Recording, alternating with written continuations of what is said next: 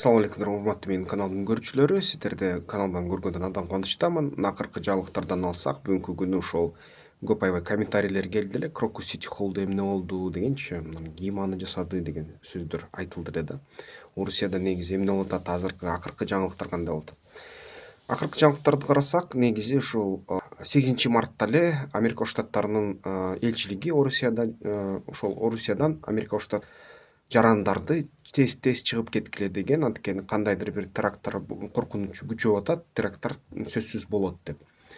Анан кийин ошол эле 1-2-3 күндүн ичинде атайын кызматтары Орусиянын атайын топторду кармашкан жана ал боюнча жаңылыктар чыккан. Биз ушул топторду кармадык, алар мындай ИГИЛге, ДАИШке тиешеси барларды кармап жок кылдык деп айтышты да, баягы абакка отургуздук деп. Андан кийин баягы шайлоо өттү. Шайлоодон кийин 17 марттан кийин ошол Орусиянын президенти айтты: "Кана силердин Америка Штаттарынын кана эме теракттарыңар болбой калды го" деген сөздү айтты. Ошонун аркасы менен анан жанакындай нерсе болуп кетти да. Жанакындай нерсе болуп кеткенден кийин 20 сааттын ичинде ошол Орусиянын президенти эч кандай маалымат берген жок. Анан 20 сааттан кийин айтты, баягы Украина менен байланыштырды. Ошол менен бирге так ошол нерсе болуп кетердин астында бир күн калганда ошол пресс катчысы Орусиянын айтты: "Бүгүнкү күнү ошол биздин атайын аскердик операция көрсө ошол күчөп кетип өтө баягы согушка айланып баратат. Ошон үчүн биз согуш жарыялаганга муктажбыз" деп. Анан бул Крокустагы нерсе болуп кеткенден кийин билесиздер, Вилаят Харасан деген ошол ДАИШтин кандайдыр бир бөлүгү ошол өзүнө ал ишти жоопкерчилигине алды. Ага ишенбей эле баары бир баягы Украинаны күнөөлөө Орусия прессасында күчөп баратканда, алар кайра баягы бир террористтердин колунан телефон болобу же кандайдыр бир төш камера менен тартылган ошол видеолорду көрсөттү да. Видеолорду көрсөтүп, ал видеолор интернетте жүрөт, абдан начар видеолор. Бирок ошол менен бирге баягы кошумча ошол видеолорду байкаган серепчилер баары бир кандайдыр бир координациялуу издерди табышты да. Ким даярдады, ким алып келди, эмне үчүн күч органдары биринчи убакта эле 1 саат күттүрдү да, штурм жасаганын астында, чабуул кылардын астында. Ошондой көп суроолор туулду. Ал эми баягы түшкөн маалымат боюнча бул чын эле кандайдыр бир тийиштиги бар деп айтып атышат ошол Вилаят Харасандын, бирок эң негизги маалымат бүгүнкү күнү ушундай: баягы серепчилердин 90% мен бир 18-19 серепчини уктум. Анын ичинде Пянтковский бар, анын ичинен Орусиянын баягы Подолякасы бар, анын ичинен бир канчасы бар. Ошол Орусияныкы 100% айтып атышат, баягы Орусиянын расмий өкүлчүлүктөрү 100% ушул Украинага кеткен низ деп айтып атышат.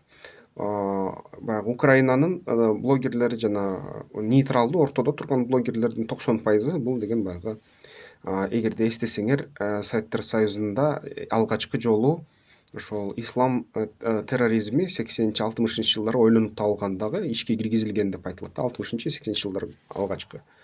Ошо 1980 жылдар. Анан ошол негизи ислам терроризминин мындай азыркы түсү ошол СССРдин атайын кызматтары аркылуу ойлонуп табылып, теоретикалык бекемдөө алып, китептер чыгып ал боюнча анан ишке киргизилген деп айтышат да. Ким билет, эми чындык жоголсо керек, чындык ортосундабы же кайсы жеринде ошол чындыкты дагы табыш керек да. Бирок эгерде ошол серепчилер менен макул болсоңуздар, анда демек баягы Орусия коомун мобилизациялоо үчүн жасалды деген болушу мүмкүн. Орусиянын коомун мобилизация кылып туруп, мынакей украиндер ушундай чоң кан төгүү кылды, эми ошол алга чабуул таштайлы, баягы өлкө туура астыбыздан баягы чоң согушка аттаналы деген мындай чакырык менен элди көтөрүп, анан мобилизация өткөрүп, Украинаны жеңгенге мындай кандайдыр бир кадам. Ал же болбосо, эгерде андай эмес болсо, анда чын эле баягы Сирияны бир кездерде жакынкы эле арада эле Орусия Алеппо шаарын түздөп салганда, ошол ДАИШтин азыркы калдыктарын, ДАИШ жеңилди да дүйнө жүзү боюнча. Ошон үчүн ДАИШ мындай аябай аз, жокко тете. бирок бул бир калдыктары бар. Калдыктары Афганистандан чекте мындай орун алышкан. Жана алар баягы расмий Талибан аркылуу мындай катуу соккуда, катуу кысымда жана аз күндөрдүн ичинде жок кылынат да. Ошол топ негизи алардын түпкү жерлери деп айтылат, кээ серепчилердин айтуусунда ушул сириялыктар депчи, сириялыктар болгондуктан булар баягы алеппалыктар деп айтышат. Алеппаны Башар Асад расмий Сириянын бийлиги ошол талкаганда кандайдыр химиялык зат колдонулган деп айтылып атат. Химиялык затты колдонуунун издерин жок кылууга Орусия авиациясы ошол шаарды толук талкалап салды, бомбалап салды деген сөздөр бар да интернетте.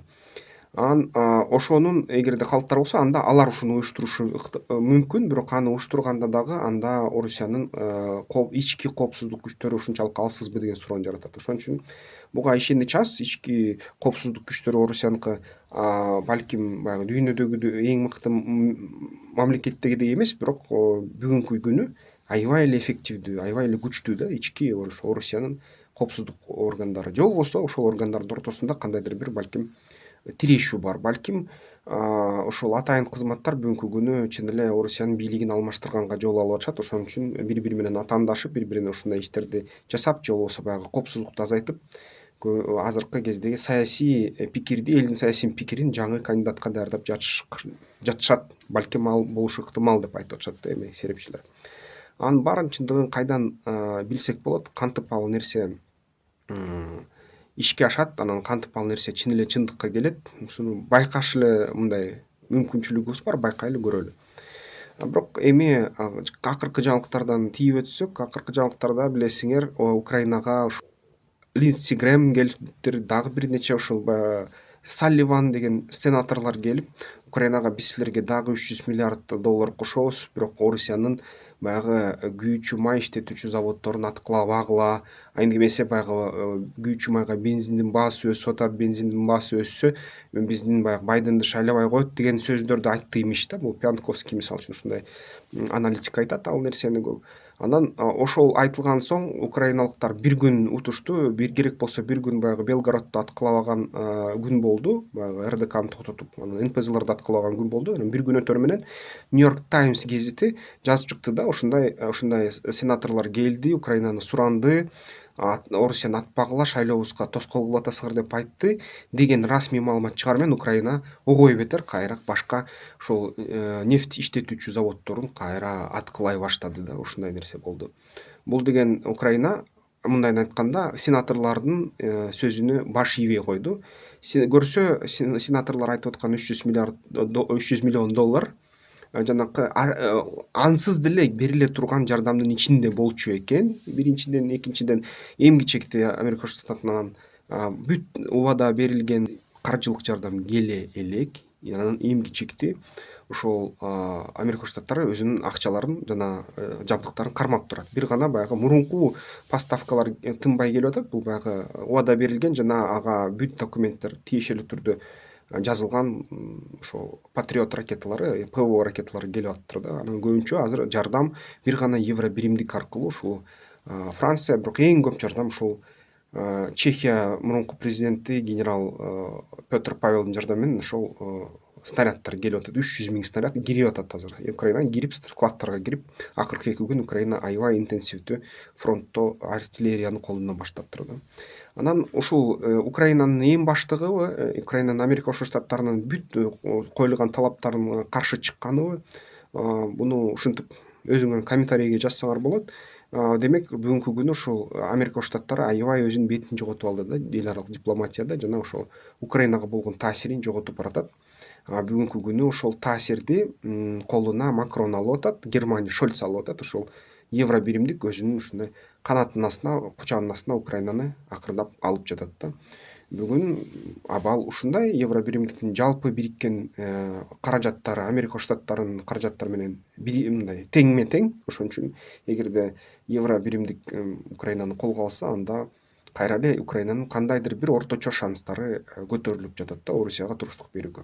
Ал эми Орусиянын экономикасын алсак, НПЗлар 12-17% чейин азайды дейт баягы күчү НПЗлардын мындай жалпы ошол өндүрүш күчтөрү, бирок Орусиянын ресурстары дагы эле зор. Орусиянын бүгүнкү күнү ошол жакынкы арада салыктарды көтөргөн атышат Орусия тарап.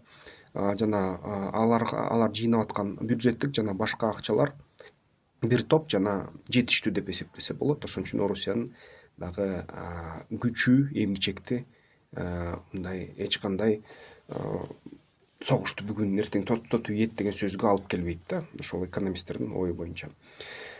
Мына жаңылыктарды айтып бердим, Крокус боюнча маалыматты бердим. Албетте баягы ушундай нерсе уюштурулгандан кийин Крокус боюнча дагы көп жылдан кийин балким Сайттар Союзунун мисалы архивдери 30 жылдан кээ бир өлкөлөрдө ачылар элек. Дагы бир 30 жылдан кийин ачылмакчы балким эгерде төңкөрүш болуп кетсе же болбосо байлык алмашып кетсе тез эле ачылат.